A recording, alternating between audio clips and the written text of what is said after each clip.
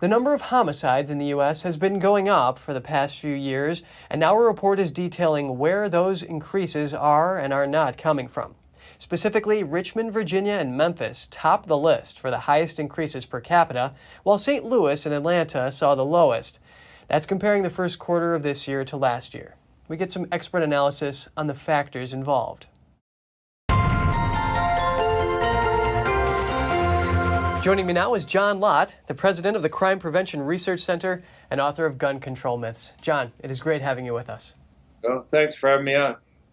We're going to take a look at a report by WalletHub. It examined 45 cities, and it found that those with Democrat mayors actually experienced a higher increase in homicides than those with Republican mayors. Do you have any idea what's driving this trend after they looked at this data over the last 2 years?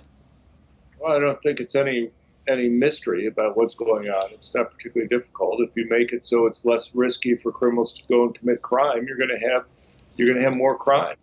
But it's not just the mayors. It's not just what happens with the police departments and cutting fundings and restrictions on what police can do. But you have similar people who've been elected to be district attorneys or to be local judges.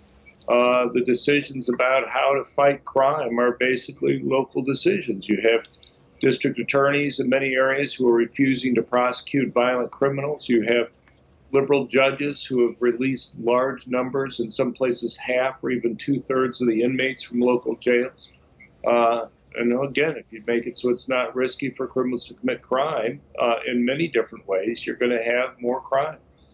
Yes, and John, like you alluded to, the whole justice system needs to be looked at. For example, Greg Adder, professor at Department of Criminal Justice at the University of Central Missouri, he's explaining that where there's cities that there is this no cash bail, and then there's been pushes to defund the police, where you have those two things kind of working together, you create this cycle of more crime. Is there any way to break out of this? Yeah, it's to go and have district attorneys who prosecute violent criminals, have judges who will actually sentence them to jail, and to make it so that you have more resources for the police. You have those types of changes there, then you'll make it riskier for criminals to commit crime, and you'll have less crime. And Professor Etter also points out that if there's a one-size-fits-all solution, which is happening in some of these cities, then there's going to be a further problem. Like, for example, if you have some police use of force, instead of dealing with just the problematic officer, they resort to these broad, sweeping defunding movements. Can you comment on this? Right. Well, again, it's the same type of point.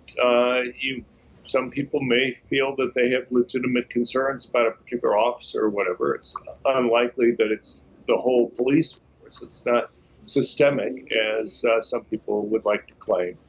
And if you go and you defund the police, you're making it so that criminals don't have much to worry about. I mean, New York City had a $1 billion cut in the budget for police per year. You had Chicago cut 400 positions from the police force back in 2000 alone. You've had other similar changes from Austin, Texas, to Los Angeles.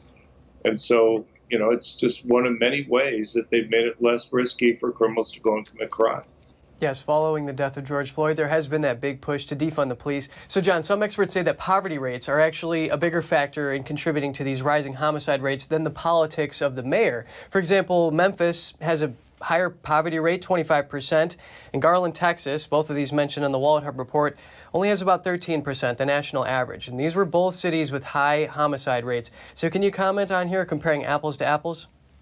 Well, I mean, the research that I've done and others have done indicate that things like poverty and income and unemployment, those things only add up to a couple percent of explaining a couple percent of the changes in violent crime rates. Has very little to do with it. And surely there hasn't been huge changes in the poverty rate between 2019, or haven't been huge increases since 2020 in these same cities.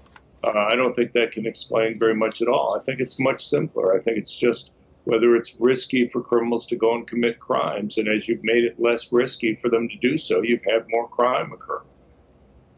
Well, thanks for helping us look at the relative impact of some of these other factors. John Lott, president of the Crime Prevention Research Center. It's always great speaking with you. Thank you very much.